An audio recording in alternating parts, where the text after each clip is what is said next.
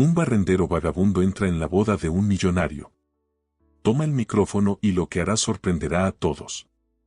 Aquel amanecer en Guadalajara se levantó pálido, como si el cielo aún no se decidiera entre la esperanza y el olvido. Las calles comenzaban a sacudirse del silencio nocturno con el crujido de los primeros pasos y el arrullo tembloroso de los puestos ambulantes, pero entre los sonidos de la vida diaria se escuchaba el arrastre de una escoba desgastada contra la acera, como un murmullo persistente que nadie quería oír. Aquel sonido era la huella de un hombre invisible, un barrendero de rostro curtido por el sol y los años, de mirada extraviada, cuyo nombre ya no se atrevía a pronunciar frente a otros. Pues hasta eso se le había ido desvaneciendo con el tiempo. Se llamaba Andrés Salgado, o al menos eso recordaba a ratos, cuando el polvo no lo ahogaba y la confusión no le empañaba los pensamientos. La ciudad le había quitado muchas cosas y entre ellas el recuerdo más preciado, el rostro de una mujer de ojos verdes, de voz dulce, que lo visitaba en sueños. Aunque al despertar no podía recordar si era una visión real o solo una ilusión nacida del hambre. La vida de aquel hombre no había sido siempre así. Eso lo sabía con certeza. Había momentos breves y relampagueantes en los que la memoria le regresaba como un zumbido lejano. Y entonces sentía como su corazón latía con fuerza, como si gritara desde el fondo de su pecho algo que su mente ya no lograba articular. En esos instantes bajaba la escoba y miraba el cielo con una mezcla de súplica y rebeldía, preguntándose si Dios lo había olvidado o simplemente lo estaba preparando para algo. Era un hombre delgado, con la barba descuidada y la piel tostada por el sol. Vestía siempre igual, pantalones raídos, una camisa beige manchada por la mugre del tiempo y una gorra que ya no era de ningún color. Su andar era pausado, como si cargara con los pecados del mundo en la espalda, y sus ojos oscuros vagaban sin rumbo, buscando algo que no sabía cómo nombrar. Aquel día, como tantos otros, caminó desde los límites del mercado de San Juan de Dios hasta la plaza principal, barriendo las banquetas mientras saludaba con la cabeza a quienes lo ignoraban. A veces los niños le hacían burlas y algunos adultos, sin mirarlo, murmuraban, pobre o ya debería largarse de aquí, como si su existencia les estorbara. Sin embargo, él no se defendía. Sabía que en cada rostro hostil había una historia que desconocía, una herida escondida o una soberbia mal digerida. Solo respondía en voz baja mientras pasaba el recogedor sobre las hojas secas. Dios mío, no permitas que me pierda a mí mismo. Ese era su rezo constante. No pedía riqueza, ni comida abundante, ni techo. Solo quería recuperar su vida, volver al lugar de donde sentía haber escapado sin querer, como si una mano cruel lo hubiera arrancado del pecho de su familia y lo hubiese lanzado a la calle. No recordaba los detalles, pero sí la sensación de pérdida y eso bastaba para mantenerlo en movimiento. A veces, cuando la soledad se hacía espesa, se sentaba en la banca frente al templo de San José y observaba a la gente salir de misa. Escuchaba los cantos a lo lejos y cerraba los ojos, permitiéndose imaginar que algún día volvería a entrar, no como mendigo, sino como hombre digno, acompañado por aquella mujer que aparecía en sus sueños. Sabía que en algún lugar existía. Su alma lo afirmaba, aunque su mente le negara las pruebas. Ese día en particular, el aire traía el aroma de flores frescas y pan dulce. Algo se celebraba, quizás una fiesta patronal o una boda elegante, porque los carros de lujo comenzaban a estacionarse frente a un edificio adornado con guirnaldas y luces. El hombre no les prestó atención al principio. Había aprendido a no interesarse por lo que no estaba a su alcance. Y aquellos salones resplandecientes eran para el templos inaccesibles donde la felicidad se vestía de etiqueta y perfume caro. Sin embargo, el destino, ese arquitecto caprichoso que construye los puentes, donde uno menos lo espera, ya había empezado a escribir el capítulo más extraño de su historia. Porque mientras barría frente al portón del salón principal, donde una pareja adinerada se preparaba para celebrar su unión, un hombre tambaleante y vestido de traje salió por la puerta lateral con una botella en la mano y una mirada borrosa. Era alto, de bigote delgado y cabello engominado. Sus zapatos brillaban, pero su rostro estaba desencajado por la embriaguez. Al ver al barrendero, El ebrio se detuvo. Parpadeó un par de veces. Y luego soltó una carcajada áspera. Tú, el de la escoba. Acércate, dijo alzando la voz con burla. Andrés dudó. Tenía muy malas experiencias con los hombres ebrios. Casi siempre terminaban en insultos o golpes. Sin embargo, algo en la voz del otro no sonaba violento, sino más bien derrotado, como si detrás del tono burlón se escondiera una tristeza aún más honda que la suya. Avanzó con cautela bajando la escoba y lo miró fijamente, como quien intenta ver más allá del disfraz de la soberbia. El otro le ofreció un cigarro con una sonrisa torcida. No fumo, respondió el hombre sin levantar la voz. El hombre se rió sorprendido. Primera vez que veo a un muerto de hambre cuidar su salud, soltó Andrés. Se dio media vuelta para seguir barriendo, pero entonces el ebrio lo llamó de nuevo. Espera, me caes bien, no sé por qué. ¿Quieres ganarte 100 pesos? Te propongo algo divertido. La propuesta apenas se insinuaba, pero la forma en que el borracho lo observó, como si acabara de tener una idea brillante, hizo que el corazón del hombre latiera con fuerza, sin saber si se trataba de miedo o de una extraña esperanza disfrazada de locura. El barrendero lo miró sin decir palabra, intentando descifrar las intenciones detrás de esa sonrisa torcida, la cual parecía más una máscara que una verdadera expresión de simpatía. El hombre, evidentemente ebrio, se tambaleaba ligeramente mientras sostenía la botella en una mano y el cigarrillo apagado en la otra. Vestía con elegancia descuidada de alguien que no había ganado su fortuna, sino que simplemente había nacido dentro de ella. El traje azul marino tenía un corte fino, pero su cuello estaba abierto y la corbata desajustada, como si se hubiese despojado del protocolo hacía horas. Tenía ojeras marcadas y un dejo de tristeza en los ojos, tan profundo como el de Andrés, aunque oculto bajo el barniz de la arrogancia.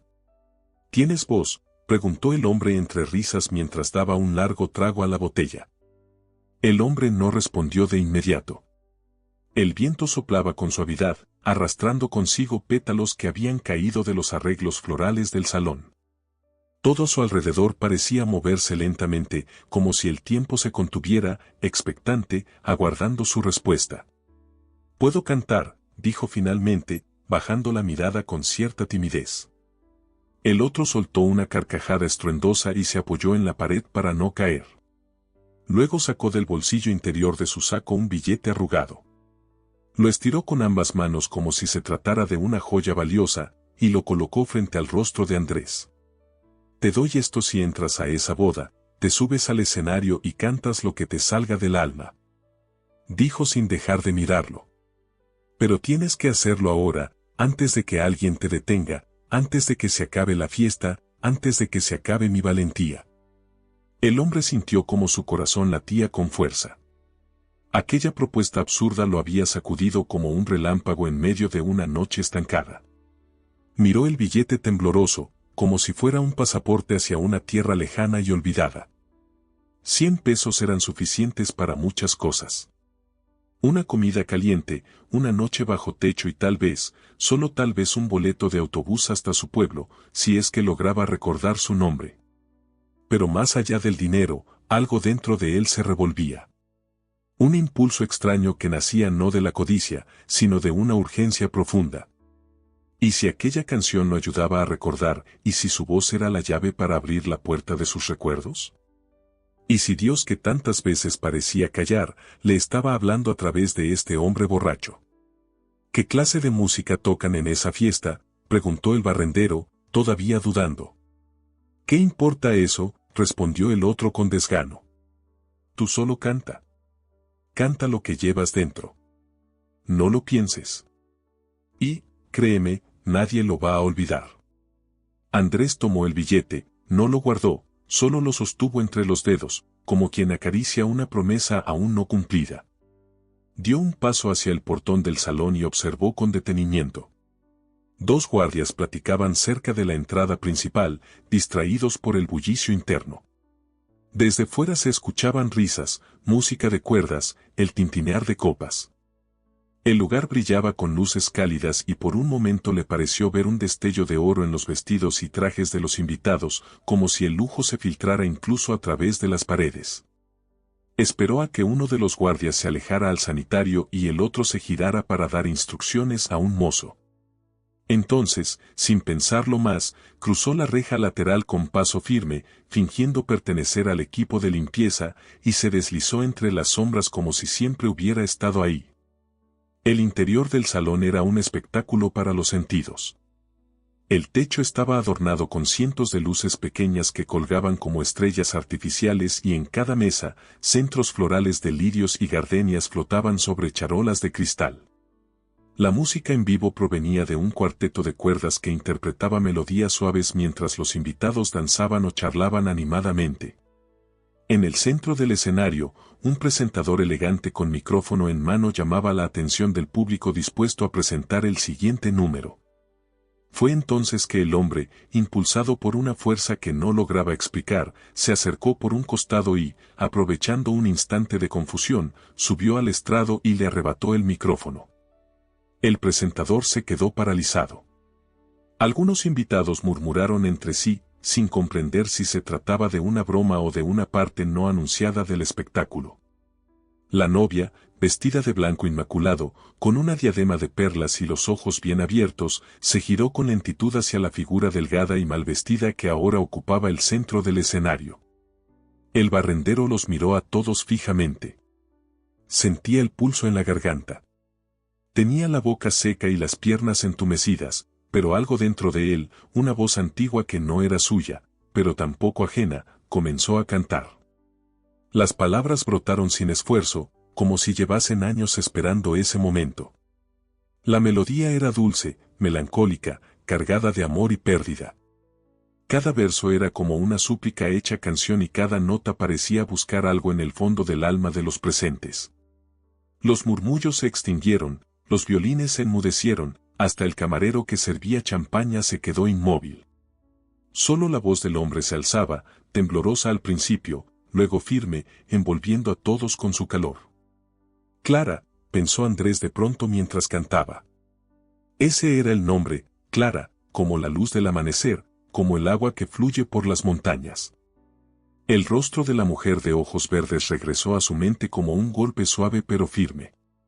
Su corazón latía con fuerza y las lágrimas se acumulaban en los bordes de sus ojos.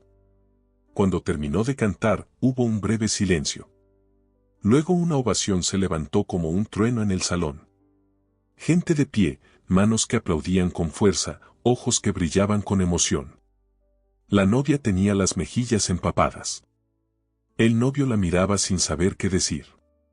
El presentador recuperó el micrófono, pero no pudo pronunciar palabra.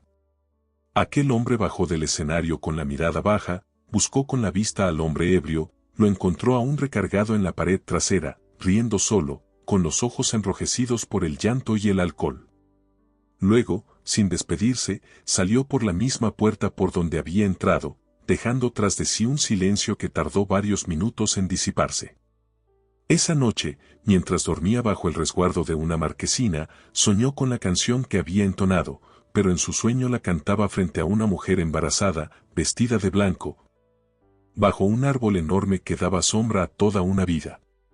Y entonces el barrendero supo que aquella melodía no era ajena, era suya, era su historia y estaba por empezar a recordarla. El primer rayo del sol rozó su rostro con timidez, como si el cielo supiera que lo que habitaba en aquel cuerpo no era un hombre cualquiera, sino un alma herida que empezaba por fin a volver en sí. Andrés despertó bajo la marquesina aún medio adormecido, con la sensación cálida de aquel sueño latiendo en el pecho como una verdad demasiado antigua para ser ignorada. El árbol, la mujer vestida de blanco, la canción. Todo había sido tan real, tan íntimo, tan dolorosamente cercano, que por un momento creyó haber regresado al pasado. Se incorporó con lentitud y mientras sus músculos protestaban por el frío de la madrugada, su mente giraba en círculos. Algo se había encendido dentro de él, algo que llevaba años dormido bajo la costra de la miseria y el olvido. Y aunque no podía ponerle nombre, sabía que lo había traído hasta ahí esa melodía que aún resonaba en su memoria, como una brasa que se niega a apagarse. Recogió sus pocas pertenencias, se colocó la gorra y comenzó a caminar por las calles aún vacías, barriendo el polvo invisible que los demás no veían. Pero ese día no barría por inercia ni por el mendrugo que pudiera caerle. Ese día barría con el corazón agitado, con los sentidos despiertos, con una claridad extraña que no había visitado en mucho tiempo. Su mente revivía una y otra vez la escena de la noche anterior, los rostros asombrados, el silencio sagrado que se hizo en el salón, los aplausos, la novia llorando. Todo había sucedido. No era un sueño. Y sin embargo, lo que realmente lo inquietaba no era la reacción del público, sino lo que había sentido él mismo mientras cantaba. La melodía no le fue enseñada por nadie, no la había escuchado en la radio ni en las calles. Le nació de adentro, de un rincón oculto que apenas comenzaba a revelarse y en ella había una historia que le pertenecía. Mientras avanzaba por la ciudad, sin un rumbo fijo, pero con una urgencia interior que lo guiaba, se detuvo frente a una tienda de periódicos aún cerrada. Tras el cristal, amontonados como hojas de otoño, se veían los ejemplares del día. Su mirada se detuvo en una fotografía en blanco y negro, pequeña y borrosa, que mostraba a un hombre desaliñado en el centro de un escenario. No necesitó leer el titular para reconocerse. La voz de un repartidor rompió el silencio de la mañana al llegar en su bicicleta. Lo saludó sin esperar respuesta y dejó un nuevo paquete en la entrada. Andrés se acercó sin pedir permiso y leyó con detenimiento. Barrendero canta en boda de élite y conmueve a todos. Acto de locura o milagro. El artículo era breve, casi sensacionalista, pero bastaba para confirmar que no había imaginado nada. Incluso mencionaban el nombre del novio Esteban Morelos y de la novia María Fernanda de la Vega, dos apellidos grandes conocidos en la ciudad asociados con empresas, terrenos, poder, gente intocable. Y él, un simple barrendero sin techo, les había regalado la canción más memorable de sus vidas. Sintió que la respiración se le agitaba. Algo más se removía dentro de su memoria, como una piedra en el fondo de un estanque a flotar lentamente hacia la superficie. Se apoyó en la pared, cerró los ojos y dejó que las imágenes vinieran solas. No las forzó, no las apresuró, las dejó fluir. Vio un pueblo San Felipe del Agua. Vio una casa humilde, de muros blancos y techo bajo, un árbol frondoso extendiendo su sombra sobre un patio. Vio una guitarra recargada en una pared. Escuchó risas, el crepitar de un comal y la voz de una mujer que le decía, ya no tardes, que Emiliano está por nacer. Emiliano. Ese nombre le golpeó el pecho con fuerza y sus labios lo repitieron sin pensarlo. Emiliano. Y entonces, como si una compuerta se abriera de pronto, las piezas comenzaron a encajar. Su partida al norte, la promesa de enviar dinero, el ataque que sufrió, los días de hospital sin documentos, la pérdida de identidad, la confusión. Había olvidado su pasado, no por deseo, sino por supervivencia. Pero ahora el canto había abierto la herida y debajo de ella aún latía la vida que creyó perdida. No podía quedarse allí, no ahora, no después de haber recordado a su hijo. El hambre lo asaltó como una oleada repentina, pero no le importó. No tenía tiempo que perder. El billete que el hombre ebrio le había dado seguía en su bolsillo, arrugado, pero intacto. Lo sostuvo entre los dedos como quien sostiene una llave que abre más que una puerta. Abría el camino de regreso. El hombre caminó con decisión hacia la terminal de autobuses. Las calles comenzaban a poblarse con gente que salía a trabajar, estudiantes con mochilas, vendedores ambulantes, pero él no los veía, solo tenía un rostro en la mente. Él declara la mujer del sueño, la mujer del poema, la mujer que estaba seguro había sido su esposa y de su pequeño hijo. En la taquilla preguntó por la ruta que lo llevara a San Felipe del Agua. La mujer detrás del cristal lo miró con hastío, pero luego, al ver la insistencia en sus ojos, revisó en una hoja. Sale uno esta noche, pero no llega directo. Tendrá que bajar antes y tomar un taxi o caminar, dijo sin interés. Caminaré, respondió él sin dudar. Pagó el boleto con el dinero del billete, recibió el cambio y por primera vez en muchos años sintió que estaba haciendo algo correcto, algo que tenía sentido. Mientras esperaba el camión, sentado en una banca de metal oxidado, volvió a tararear su canción, no toda, apenas un fragmento. Pero en esa simple melodía volvió a sentirla cerca, a ella, a Clara y Emiliano. Volvió a sentir la ternura de su voz, el aroma a canela de sus abrazos, el peso dulce de un amor que lo había sostenido incluso en el olvido y supo, sin necesidad de certezas ni documentos, que ella aún no esperaba. Porque el amor, como la fe no necesita pruebas, solo necesita un corazón dispuesto a creer. La noche descendía como un manto espeso sobre los campos que bordeaban el camino. El autobús avanzaba con lentitud, deslizándose entre la oscuridad como una criatura cansada. Adentro el murmullo de los pasajeros se había extinguido y el aire estaba impregnado del olor a gasolina, sudor y tiempo. El hombre ocupaba un asiento cerca de la ventana con la cabeza apoyada contra el cristal. Observaba las sombras que pasaban a toda velocidad, árboles y postes que se perdían en la negrura sin dejar más rastro que una silueta fugaz. Su corazón latía con fuerza, pero no por miedo.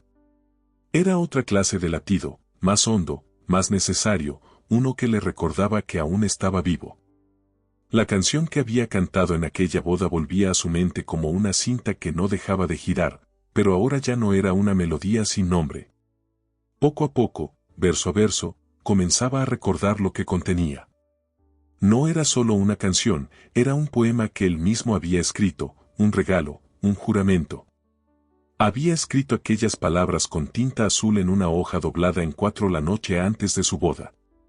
Y él, temblando de emoción, buscaba las palabras exactas para decirle cuánto la amaba sin repetir lo que todos dicen.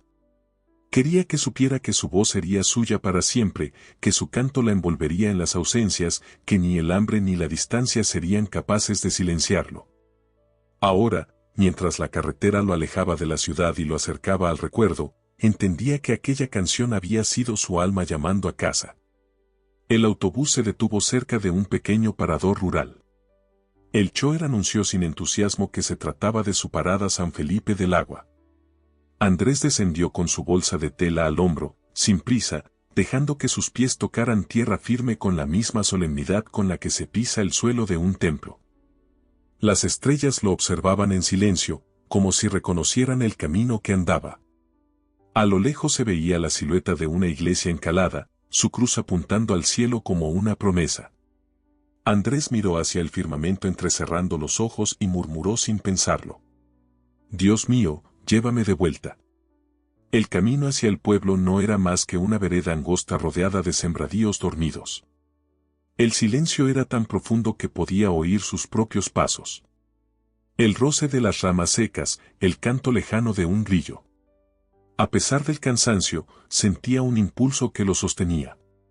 Sus recuerdos comenzaban a tomar forma con una claridad que lo asustaba, la textura de una colcha tejida por manos amadas, el crujir de una puerta vieja, el aroma a café tostado por las mañanas.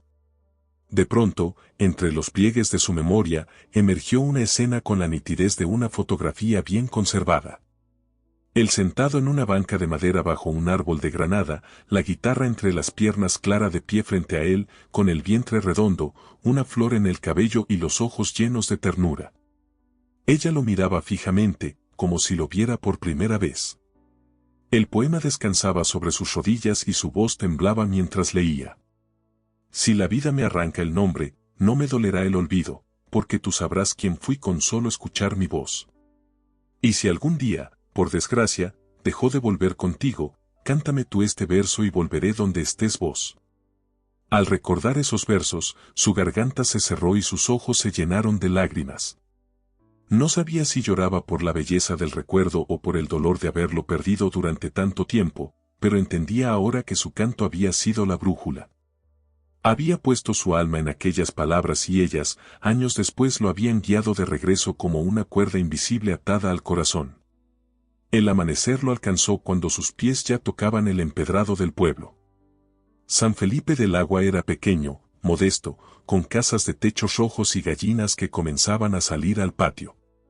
A su paso, los perros lo olfateaban con curiosidad, pero no ladraban. El aire olía a pan recién horneado y leña quemada. Aquel olor lo desarmó. Era el mismo que había olido cada mañana en su juventud. El mismo que lo despertaba cuando Clara preparaba el desayuno con sus manos suaves y callosas. El primer rostro humano que encontró fue el de una anciana que barría su entrada. Lo miró con desconfianza al principio, pero al ver la emoción en su rostro y la forma en que se detenía a observar cada detalle, su gesto se suavizó. «Busco a Clara», dijo con voz firme, aunque quebrada por dentro. La mujer lo estudió con cuidado, entrecerrando los ojos como si escarbara en los recuerdos. Luego señaló con el mentón hacia el final de la calle. «Vive allá, justo donde el laurel se dobla», dijo sin más y volvió a su escoba. Andrés asintió con gratitud. Sus pies adoloridos por la caminata se negaban a detenerse. El paisaje era cada vez más conocido. Reconocía los árboles, los tejados, incluso las piedras del camino. Todo estaba como lo había dejado y a la vez todo tenía la nostalgia de lo que se ha esperado demasiado tiempo. Al llegar a la esquina indicada, vio una casa modesta pintada de blanco con una maceta colgando y un porche de madera. Allí, una mujer en bata abría la puerta con una taza en las manos. Él se detuvo en seco, la miró fijamente. Su corazón latía con fuerza. Era ella. No necesitó más que verla. La forma en que sostenía la taza, la curva de su cuello, el cabello castaño recogido en un moño apurado. Era Clara, más delgada, quizás más pálida, pero tan suya como el primer día. Ella lo vio también. Y durante un segundo, que pareció eterno, el tiempo se detuvo. La taza se le resbaló de las manos y se estrelló contra el piso. Los ojos verdes lo escudriñaron como si quisieran asegurarse de que no era un fantasma. Andrés, murmuró apenas y entonces él supo que había llegado. No porque ella lo dijera, no porque el pueblo fuera el mismo, sino porque su alma, al verla, dejó de buscar. El corazón le golpeaba el pecho como si quisiera escapar, como si él mismo fuera incapaz de contener la fuerza de lo que estaba viviendo. Aquel hombre no dijo una sola palabra, no hizo ningún gesto, solo se quedó ahí, inmóvil frente a la Casa Blanca, con los pies bien plantados sobre el empedrado y los ojos clavados en el rostro de la mujer que había invocado tantas veces en sueños. Ella también guardaba silencio como si el alma se le hubiera atorado en la garganta, como si una vida entera se hubiera comprimido en ese solo instante. La puerta permanecía abierta, pero el mundo parecía cerrarse a su alrededor. La mujer lo miraba fijamente, sin parpadear, con el rostro transformado por una mezcla de incredulidad y dolor. Sus manos temblaban y bajo sus ojos había sombras que el tiempo había pintado con paciencia. Había envejecido, sí, pero no había perdido la belleza que la distinguía, esa que no nace del rostro, sino de la mirada. Sus ojos verdes brillaban, no de juventud, sino de memoria. El hombre dio un paso hacia ella y entonces la mujer retrocedió un poco, como si necesitara protegerse del golpe que significaba tenerlo enfrente. Luego sus labios se abrieron apenas y de ellos escapó una pregunta que sonó más como un lamento. ¿Dónde estabas todo este tiempo? La voz de ella le rompió algo por dentro, no porque fuera dura, sino porque cargaba todo lo que él no había podido decir, todo lo que había callado durante los años perdidos. Andrés bajó la mirada sintiendo que su cuerpo temblaba, que el aire le costaba, que la vergüenza era más pesada que el hambre o la intemperie. No lo sé, respondió en voz baja. No lo sabía hasta ahora. Ella lo miró con más atención. Y fue entonces que sus ojos se humedecieron. Ya no había desconfianza ni defensa, solo una emoción antigua que se despertaba viva, rabiosa, urgente. Dio un paso hacia él y luego otro, hasta que su cuerpo se acercó lo suficiente como para notar que a pesar del tiempo, el olor de su esposo aún le era familiar. Extendió la mano con duda como quien se prepara para tocar el recuerdo de un muerto. Cuando sus dedos rozaron su mejilla, él cerró los ojos y entonces el tiempo colapsó. Ella lo abrazó con fuerza, sin palabras, sin explicaciones, lo apretó contra su pecho y él cayó de rodillas vencido, como si ese abrazo fuera lo único que había estado esperando. Desde que abrió los ojos por primera vez bajo una marquesina, lloraron. No con llanto escandaloso, sino con esa clase de lágrimas silenciosas que solo conocen los que han perdido demasiado. El cuerpo del hombre temblaba mientras se aferraba a la cintura de la mujer, como si temiera que al soltarla todo volviera a esfumarse. Ella le acarició el cabello con ternura, como si acaricia a un niño que regresa de una pesadilla. Luego lo tomó de la mano y lo hizo entrar. La casa seguía siendo la misma. Él la reconocía en cada rincón. La pared con grietas pintadas de blanco, el sofá de tela con costuras remendadas, la repisa con los santos donde siempre ardía una vela, el olor a canela y leña, el murmullo de las gallinas en el patio. Los retratos viejos junto al marco de la puerta. Todo estaba ahí, resistiendo al olvido como un altar sagrado. Andrés se sentó en una silla sin decir palabra. La mujer lo miró con una mezcla de amor y dolor, como si estuviera viendo a un sobreviviente, alguien que volvió de la muerte. No me acordaba de nada, murmuró él, apenas audible. Me golpearon, me robaron. Desperté en un hospital y no sabía quién era ni cómo me llamaba. Clara se había levantado temprano antes de que el canto de los gallos rompiera el velo de la madrugada. Porque el alma le pedía moverse, actuar, entender qué hacer con el hombre que ahora dormía bajo su techo. Habían pasado 2 días desde que su esposo cruzó la puerta, desde que la historia que ella guardaba como duelo privado se transformó en un milagro tangible. No fue inmediato. No le trajo una llamada, ni una carta, ni un funcionario, sino su voz, la voz que había puesto en una canción escrita para ella y que sin querer lo trajo de vuelta como respuesta a las oraciones. Que nunca dejó de murmurar por las noches.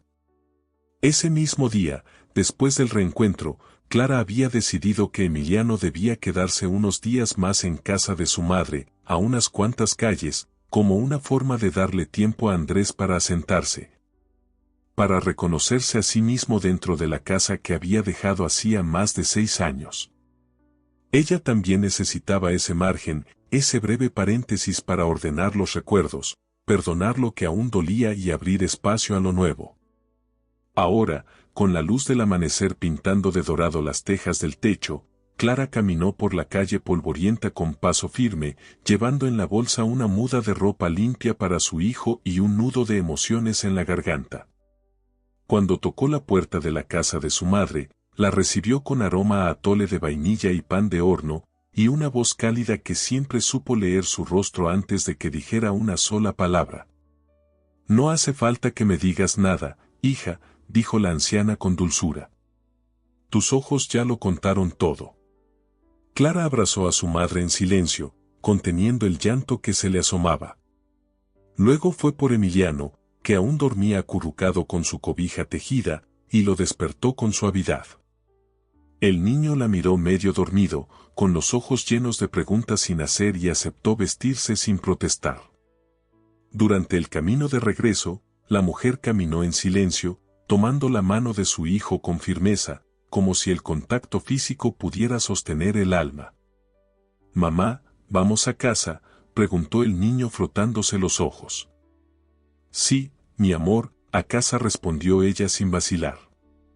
«Y papá está ahí», añadió con voz firme, como quien ya conoce la respuesta, pero necesita confirmar. Clara se detuvo un momento, se agachó a su altura, lo miró fijamente y con la voz más serena que pudo reunir le dijo: «Sí, tu papá está en casa. Dios lo trajo de vuelta». El niño no dijo nada más, solo asintió con la seriedad de los niños que saben más de lo que dicen y continuó caminando a su lado en silencio, como si comprendiera que lo que estaba por ocurrir sería algo grande, algo sagrado. Cuando llegaron, la puerta estaba entreabierta. Andrés barría el patio con movimientos lentos, sin notar que los observaban desde la entrada. Tenía la camisa remangada y el rostro vuelto hacia el suelo, concentrado, como si cada hoja que recogía fuera una parte de sí mismo, que debía volver a su sitio. Su esposo lo miró por un instante con el corazón apretado y luego llamó suavemente: «Emiliano, ve con él». El niño soltó su mano sin miedo, caminó hacia el hombre y se detuvo a unos pasos. Sentado a su lado, el hombre lo miraba fijamente, como quien contempla algo sagrado. No dejaba de preguntarse cómo había sobrevivido sin conocerlo, sin abrazarlo, sin oír su voz ni cuidar de su sueño. La ausencia era un hueco que no se llenaba con palabras. Era un abismo entre dos tiempos, pero ahora, al menos, tenía un puente. Clara entró desde la cocina con una taza de té de canela entre las manos.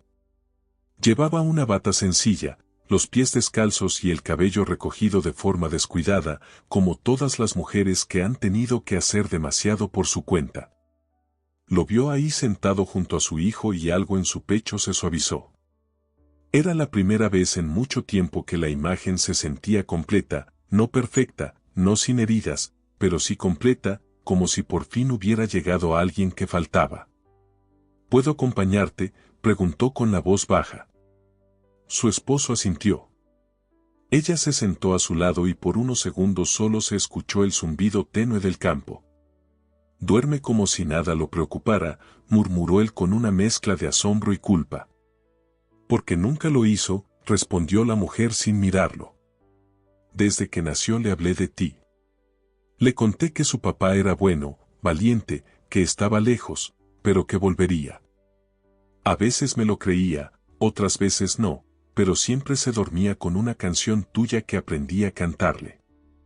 Andrés tragó saliva con dificultad. El pecho le dolía. Le dolía saberse recordado así con amor en medio del vacío. Lara, yo no tengo derecho a nada de esto, dijo finalmente. No tengo nada que ofrecer más que mis manos, mi esfuerzo y una fe que casi pierdo, pero que aún me queda. Ella lo miró y su expresión fue serena, sin reproches. No quiero promesas, Andrés. Ya tuvimos suficientes, dijo con sinceridad. Pero si Dios te trajo de vuelta después de todo este tiempo, si permitió que Emiliano te reconociera sin conocer tu voz, entonces no pienso dudar de sus planes. Él la miró fijamente. Sus ojos brillaban con el reflejo de la lámpara y en ese momento supo que aunque las heridas no se borraban, el amor aún podía reconstruirse. Te juro que no me iré, que no me perderé otra vez, dijo en voz baja. Eso no tienes que jurarlo, respondió ella. Solo vive, quédate, camina con nosotros y deja que Dios haga el resto. El silencio volvió a instalarse entre ellos, pero esta vez no era incómodo. Era un silencio fértil, de esos que solo existen cuando dos personas se reconocen sin necesidad de palabras. Clara se levantó y tomó en brazos al niño. Lo llevó a su habitación, lo arropó con cuidado y dejó la puerta entreabierta. Andrés la siguió con la mirada y luego se quedó solo en la sala. Apoyó la cabeza en la pared, cerró los ojos y respiró hondo. En su mente las imágenes regresaban una tras otra. La ciudad, el frío de la calle, la violencia, la amnesia, el escenario improvisado y luego la canción. Fue tu voz la que me trajo de vuelta, Señor, no la mía, pensó con gratitud, porque lo entendía ahora con claridad. No había sido un accidente ni un capricho del destino. Había sido un acto de gracia, el tipo de milagro que solo ocurre cuando el alma, aunque perdida, sigue aferrada en silencio a un hilo invisible que la sostiene. Poco después, su esposa volvió a la sala con una cobija doblada entre los brazos. Esta noche, si quieres, puedes dormir en la habitación de Emiliano. Él ya duerme solo, pero creo que les hará bien a los dos. El hombre se puso de pie asintiendo con humildad. No dijo nada y solo la miró con agradecimiento profundo. Se sentó en la cama, observó la pequeña cruz de madera sobre la cabecera y pensó en los días que pasaron, en el hambre, en la desesperación, en la pérdida. Luego bajó la cabeza, unió las manos con torpeza y rezó, no con frases memorizadas ni con peticiones urgentes, sino con gratitud. Gracias, Dios, por sostenerme aún cuando ya no tenía fuerzas, por no olvidarte de mí cuando yo me olvidé de todo. Afuera la noche envolvía el pueblo con su manto sereno. Dentro de la casa por primera vez, todo estaba en su sitio. Y aunque la vida no prometía ser fácil, ni los días futuros estar libres de dificultades, aquel hombre que un día vivió en la calle sabía que ahora tenía una misión: vivir para recuperar el tiempo perdido, amar sin miedo, criar a su hijo con fe y permanecer, porque Dios lo había traído de vuelta a la puerta del hogar y esta vez no pensaba cerrarla. No cobraba, no pedía aplausos, solo cantaba, porque había comprendido que su voz no era solo suya, era un don, y los dones no se entierran, se multiplican. Así como Dios lo había traído de regreso con un canto, ahora él sentía que debía devolver ese regalo a quienes aún andaban perdidos. La historia del hombre que había cantado en una boda de ricos, que había sido encontrado por la canción que él mismo escribió, se había esparcido de boca en boca, primero en el pueblo, luego en los alrededores. Hasta que un día un hombre llegó en una camioneta desde la ciudad. Era un locutor de radio que había estado presente en la famosa boda. Lo buscó, le habló con respeto, le contó que muchos aún hablaban de su voz y que una disquera independiente estaba interesada en grabarlo. El hombre escuchó con atención, con humildad, pero también con firmeza. No canto por fama, le dijo. Cantó por gratitud. Si Dios quiere que mi voz se escuche más lejos, será Él quien abra las puertas. Pero no pienso alejarme de mi casa otra vez. El hombre comprendió, no insistió, le dejó su tarjeta y se marchó. Semanas después llegaron dos guitarristas del seminario de Oaxaca. Le pidieron permiso para grabar una de sus canciones, la misma de la boda, y él accedió. No firmó contratos, no pidió condiciones, solo pidió que si la canción se hacía conocida, una parte de lo que generara fuera destinado a ayudar a personas sin hogar. Porque yo sé lo que es no tener nada, dijo con los ojos firmes, y sé lo que duele que nadie te mire. Fue así como nació una pequeña fundación impulsada por el padre Armando, el párroco del pueblo, y apoyada por vecinos y familiares. La llamaron Voz de los que esperan y cada mes, con lo poco que reunían, armaban paquetes con cobijas, pan, medicamentos y palabras. No grandes discursos, solo presencia, solo acompañamiento, como el que a él le faltó durante tanto tiempo. Clara, con su temple sereno, se encargaba de coordinar los pedidos, de escribir cartas, de rezar cada noche por quienes aún estaban perdidos. Que nadie viva lo que tú viviste. Le decía, que Dios use tu historia para tocar otras almas. Y Emiliano, ahora con 7 años, aprendía a tocar la guitarra en las tardes, sentado junto a su padre en el porche. Tocaba con torpeza, pero con alegría. Y cada vez que lograba una nota limpia, su padre lo miraba fijamente con orgullo. Ese sonido, hijo, puede ser una llave. Cuídalo, porque así fue como Dios abrió la mía. Los domingos por la mañana cantaban los 3 en misa.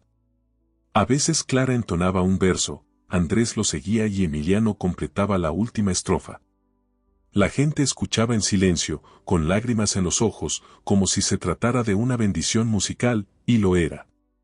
Una tarde, mientras regresaban del mercado, el hombre se detuvo frente a un hombre que dormía en una banqueta cubierto de periódicos.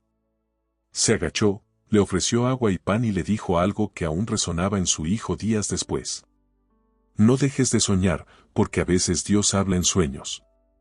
Yo soy testigo de eso. Y así, sin pretensiones, sin escenarios, sin fama, Andrés se convirtió en un símbolo, no un héroe, no un mártir, sino un testimonio vivo de lo que ocurre cuando el amor persiste. Cuando la fe no se apaga y cuando Dios decide que aún no es tarde para volver a casa.